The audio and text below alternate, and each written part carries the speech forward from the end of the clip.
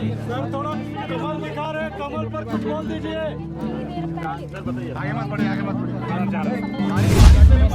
उन्होंने जो भी कहा है वो जो आसाम में जिस तरीके से आज घुसपैठियों की समस्या दिख रही है और उस घुसपैठिए के माध्यम से जो नुकसान हो रहा है उसकी उन्होंने चर्चा की। लोकसभा में लोग दें, क्योंकि पिछली बार एक बड़ा मतदान इस क्षेत्र से हुआ है। गांधी परिवार से कोई भी लोग आगे आएंगे तो वही प्रधानमंत्री के सीधे दावेदार होते हैं, वो उससे नीचे नहीं होते। तो लोकतंत्र में ऐसी व्यवस्था नहीं। तो तमार में सभा को संबोधित करने के बाद जो है यहाँ से आगे की ओर, चूँकि आज तक का ही जो है सभा को संबोधित करते हुए जो है समय था और 13 मई को चुनाव होने हैं और चूँकि पहले 4 सीटों पर जो चुनाव होंगे वह खूंटी है, सिंहभूम, लोहरदगा, पलामू में चूँकि 13 मई को चुनाव होने हैं और यहाँ जो है सभा को संबोधित किया है केंद्रीय मंत्री अर्जुन मुंडा और सभी को वोट ज़्यादा से ज़्यादा अपील करने को कहा है। क्या कहेंगे, क्या कैसा रहा? बहुत अच्छा रहा, खाली बारिश थोड़ा सा गड़बड़ा दिया, भीड़ जो आया हुआ था सब कुछ सुन नहीं पाया। इस बार कमल खिलेगा, एकदम खिलेगा। यहाँ से झारखंड से 14 सीट से 14 जीतेगा। जी हाँ, एकदम यस। हाँ पूरा कमल, ठीक है कमल। तो पूरे के पूरे 14 का 14 सीट जो है जीत करने के बाद कही जा रही है। और क्या कुछ पूरे इस कार्यक्रम को लेकर जो है उन्होंने सभा को संबोधित किया। अर्जुन मुंडा जो खूंटी से प्रत्याशी भी और आदिवासी कल्याण में मंत्रालय में रहे हैं और क्या कुछ उन्होंने सभा की समाप्ति के बाद कहा है, वही आजसू के सुप्रीमो सुदेश महतो ने सभा की समाप्ति के बाद क्या कुछ कहा है। दोनों ने सभा को संबोधित करते, चूँकि जो असम के जो मुख्यमंत्री थे वह यहाँ आने वाले थे, उन्होंने टेलीफोन के माध्यम से संबोधित किया और कहा कि एक बांग्लादेशी घुसपैठ की जो मामला है वह जिस तरीके से आसाम में, पश्चिम बंगाल में हावी हो रहे हैं, वह कहीं ना कहीं झारखंड में भी हावी हो रहा है और यह कहीं ना कहीं रोकने की ज़रूरत है। उसे जो भाजपा ही रोक सकती है, चूँकि केंद्र में नरेंद्र मोदी की सरकार बनाई है और यहाँ से खूंटी से अर्जुन मुंडा को जिताया, 14 सीट का जो भाजपा से जिताने का जो है दावा और अपील की है। नेता है ही, लेकिन हमारा पूरा देश का आदिवासी समाज का अर्जुन मुंडा जी हमारे नेता है। जैसे झारखंड का आदिवासी समाज का कल्याण के लिए वो काम करते हैं और आसाम में भी जाते हैं और हमारे आदिवासी समाज के लिए भी वो काम करते हैं। हमारे आप लोगों को मेरा निवेदन होगा कि आप अर्जुन मुंडा जी को जिताइए। देश का आदिवासी समाज का कल्याण के लिए, हमारा देश का कल्याण के लिए आप अर्जुन मुंडा जी को वोट दीजिए। हमें सब मिलके मोदी जी का सरकार बनाना है और मोदी जी का सरकार बनाने का बाद झारखंड में भी हमें बीजेपी का सरकार बनाना है। जब मोदी जी का डबल इंजन सरकार बनेगा तब झारखंड का भी कल्याण होगा और पूरा देश का कल्याण होगा। आज आप देख रहा है झारखंड में क्या चल रहा है।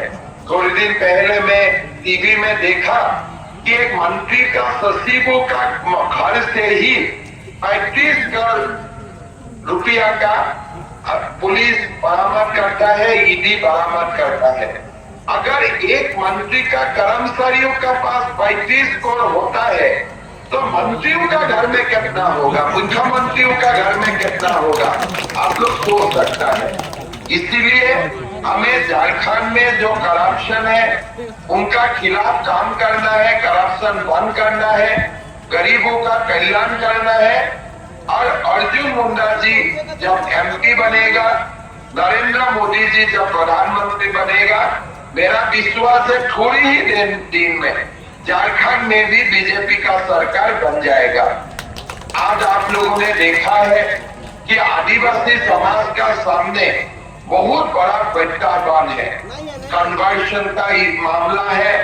हमारे आदिवासी इलाका में बांग्लादेशी घुसपैठी आते हैं, आदिवासी हमारे बहनों को शादी कर लेते हैं, फिर आदिवासी समाज का जो जमीन है, आदिवासी समाज का जो अधिकार है, उनका ऊपर भी कब्जा करता है।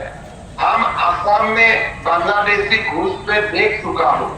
आज आसाम का 40% आबादी बांग्लादेशी घुसपैठिया है। पश्चिम बंगाल में भी वही हालत है। हम झारखंड में वो हालत होने से हमको रुकना है। अगर झारखंड में भी ऐसा हालत हो जाएगा तो हमारा भविष्य कुछ नहीं रहेगा। फिर हमारा झारखंड में जितना कन्वर्शन चल रहा है उसका खिलाफ भी हमें आवाज उठाना है। हमारा देश में बीजेपी का सरकार बनेगा, झारखंड में डबल इंजन का सरकार बनेगा और हम लोग सब मिलके झारखंड का कल्याण के लिए, झारखंड का अस्मिता के लिए और झारखंड का विकास के लिए हम लोग सब मिलके काम करूंगा। मेरा आपसे विनम्र अनुरोध होगा कि अर्जुन मुंडा जी को जिताइए। देश को जरूरत है अर्जुन मुंडा जी को, देश का आदिवासी समाज को अर्जुन मुंडा जी को जरूरत है, झारखंड को अर्जुन मुंडा जी को जरूरत है। आप लोग जरूर कमल का सीन में बटन दबा के अर्जुन मुंडा जी को जिताएगा, ये मेरा विश्वास है। चुनाव का बाद अर्जुन मुंडा जी का साथ में दोबारा आपका क्षेत्र में आऊंगा, आप लोग से बातचीत करूंगा और आप लोग से मेरा जो आज जो मोबाइल में बातचीत हुआ वो बातचीत यही सीमित नहीं रखते हुए मैं आगे आपसे बात भी करूंगा, मिलूंगा भी और मैं आप लोग को आमंत्रण भी करता हूँ। जब भी समय मिलता है कभी आसाम में भी आइए, आसाम में भी बहुत आदिवासी लोग हैं, आप लोग को मिलने से सारे लोग खुश हो जाएगा। बहुत बहुत धन्यवाद। भारत माता की जय। नरेंद्र मोदी जी का। आज चुनाव प्रचार के अंतिम दिन 13 मई को यानी परसों चुनाव होने हैं। चुनाव प्रचार थम चुका है। क्या कुछ कहा है चुनाव प्रचार खत्म होने के अंतिम सभा पर अर्जुन मुंडा ने और सुदेश महतो ने, यह कुछ आप देखिए। तो यहाँ सभा से संबोधित करते हुए आप देख रहे हैं सांसद अर्जुन मुंडा को और तमाम जो महिलाएं हैं वह अपनी अपनी समस्याएं यहाँ पर बतला रही है। चूँकि तेज़ बारिश और आंधी तूफान के बाद भी जो है सभी महिलाएं पुरुष यहाँ पर जितने भी कार्यकर्ता हैं वह डटे हुए थे और तमार के इस मैदान में जो है सभा के संबोधित करने के बाद चूँकि कई महिलाएं जो है और पुरुष जो है भीग जाने के कारण का अपार स्नेह, तमाड़ की जनता का अपार प्रेम का दर्शन आप देखिए कि इतने जोर की तूफान आने के बावजूद भी बड़ी संख्या में लोग यहाँ अभी भी भीगते हुए यहाँ उपस्थित है। जहाँ टेंट गिर चुका है, कुर्सियाँ उड़ गई है, बिजली कड़क के कुछ लोगों को चोट भी लगी है, इसके बावजूद इतनी संख्या में यहाँ पर मौजूद हैं। उन सभी को मैं प्रणाम करता हूँ और मैं यही कहूँगा कि लोग चाहते हैं कि देश का प्रधानमंत्री नरेंद्र भाई मोदी बने। यहाँ पर आसाम के मुख्यमंत्री आकर संबोधित करने वाले थे, लेकिन उन्होंने मुझे टेलीफ़ोन किया और कहा कि मैं बोकारो में हूँ, पायलट कह रहा है कि यहाँ से अभी उड़ना कठिनाई हो रही है, पहुँच नहीं पाऊँगा समय पर। और जो मैंने सुना वहाँ लोग बहुत अधिक मात्रा में भीगे हुए हैं। तो मैंने कहा कि कोई बात नहीं। तो उन्होंने कहा कि मुझे अगर 2 शब्द हम मोबाइल से ही संबोधित कर दें, तो उन्होंने संबोधित किया। इसके लिए तमाड़ की जनता आभार व्यक्त करती है और तमाड़ की जनता गदगद है कि आसाम जैसे राज्य के मुख्यमंत्री ने उन्हें संबोधित किया। मुंडा जी उन्होंने बांग्लादेश को लेकर कहा है कि आदिवासियों को धर्मांतरण कराया जा रहा है और बांग्लादेश देखिए ऐसा है कि उन्होंने जो भी कहा है वो जो आसाम में जिस तरीके से आज घुसपैठियों की समस्या दिख रही है और उस घुसपैठिए के माध्यम से जो नुकसान हो रहा है उसकी उन्होंने चर्चा की।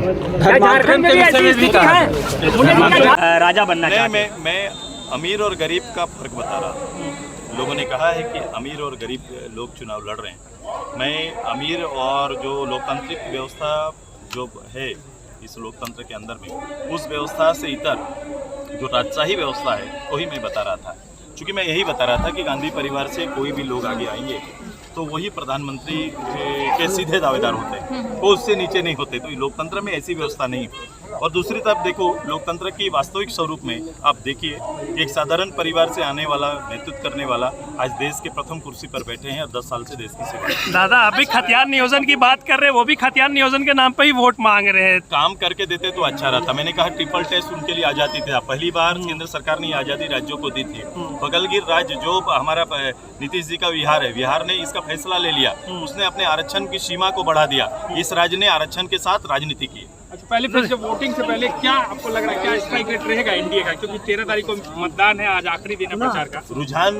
रुझान आपको दादा रोक के थोड़ा सा जिस रूप से लोगों का रुझान है वो रुझान ही जीत का बोध कराता है और एक बड़ी जीत की ओर जो टारगेट हम लोग ने लिया है कि प्रदेश के अंदर में पिछला रिकॉर्ड से ऊपर जाना है, उसको पार करना है, तो निश्चित रूप से प्रत्येक राज्य में जो परिणाम आएंगे वो एनडीए के पक्ष में आएंगे। दादा बोल रहे कि आप लोग जो है संविधान बदलने के लिए 400 मांग रहे हैं।